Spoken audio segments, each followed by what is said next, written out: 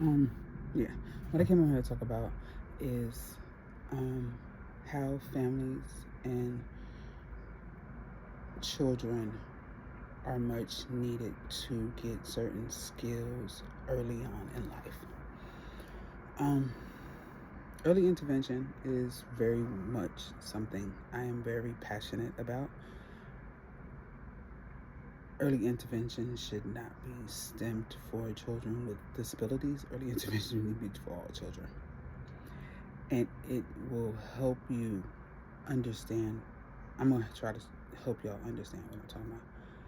Early intervention is predominantly for children who have autism or on the spectrum or any behavioral type things. Um, this is a program where they help you pretty much guide your children on a day-to-day basis. They help you with daily tasks, help them introduce daily tasks, help them overcome fears and things like speech, also social cues. Um, this could be done at a school or a home. Um, but it's also to get them acclimated with daily life. Why do I believe that every child needs to have ABA specialists? My son had ABA during COVID. His ABA was done predominantly by me and the therapist that was via virtual. So I'm learning that a lot of things that she was implementing or she was telling me to do or asking me to do or asking me to buy or asking me, these were things that every parent needs to do. Every parent. Most parents don't realize that the things that you do at home with your children will aid them into being a better student. This fly. Aid them to being a better student, a better person, or sets them off to be just able to conquer daily fears. So, she was RBT, which is registered, or she was a board certified behavioral counselor. Either one of them, they're both about the same thing.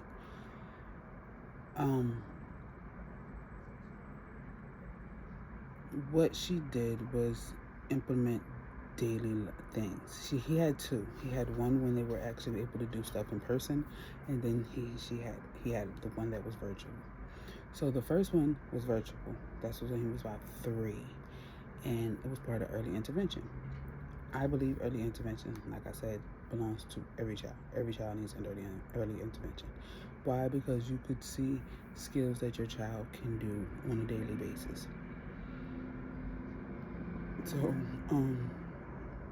but it's only for the early before 3K. When your kid gets to 3K, that's the school also does some form of ABA, but it is not intensive as being focused on ABA.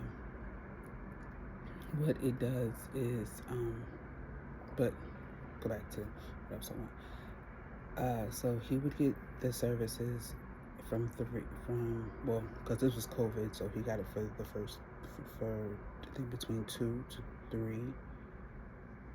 Yeah, about two, 1.5 to 3. 2 to 3, somewhere around there when COVID started. He was getting, like, they were doing reading time, but the books she was picking were like world books. Like, it was when it was National Earth Day. My son used to love this book called it was about the earth. It was about the earth, but it broke down science to minute things that he probably won't even remember that he knows, but if he hears the book, he knows it. You learn shapes. He's not learning shapes. Guess what? He's playing with the box that he's putting shapes in. And we're telling him the shapes. But he's not learning that a triangle is actually a pyramid.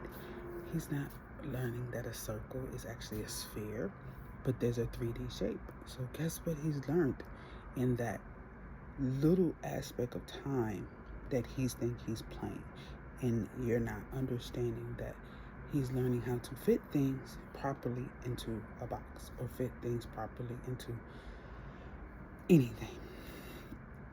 Learning how to clean up after yourself, being able to put your toys away when you're done.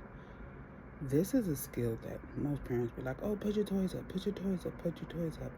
But most kids, when they do ABA, my son is now, he's way older, and we have not kept up the routine and practicing, but I realized that if I did as a parent, you would reap the benefits. It's repetition, but it's being taught from an early age. It's being acclimated with cleaning. It's being acclimated with responsibility of taking your clothes off, because some kids don't understand when you take your clothes off and put them somewhere. But this is routines and acclimations of things you need to do every day. And some parents don't have the time. They just rather just tell your kid, go take your clothes off. And yeah, some kids are taught, put your clothes up, put your clothes away, do this, do that. And then years later, they turn into teenagers and they forget about all that. But guess what? They were taught. So I believe that ABA specialists, early intervention, stuff like that is more prominent for everyday life. It's more useful for everyday life. Yes, I know people on the spectrum or autism and stuff like that, they need it, but because it's something that you can pick up randomly, it's everyday life. It's considered everyday life. So I believe that most children need to be having some form of just early intervention. Like, it will help you. It won't hurt you. There's nothing that will hurt you out here. And also, I'm an advocate of children having an IEP. Who would not want extra anything done in school? Yeah, that's going to be another whole story, because that's a touchy subject for everybody. But as a parent who knows the rules and also is always also affiliated with the DOE for New York, and also is affiliated with how charter schools that are run are partners with the DOE, I can tell you something. A little bit of extra time on a test, that C student might be an A+ student. That little bit of time of getting a break when needed, that D student might be a B student. That little bit of time that you think most kids shouldn't, or I don't want to do that for my kids because most of the time the teacher is already labeling your children. The having an IEP is not a label. I have a 17-year-old, well, she's 18 right now, but she graduated at 17 with an IEP and a 4.0, and she graduated early. So what?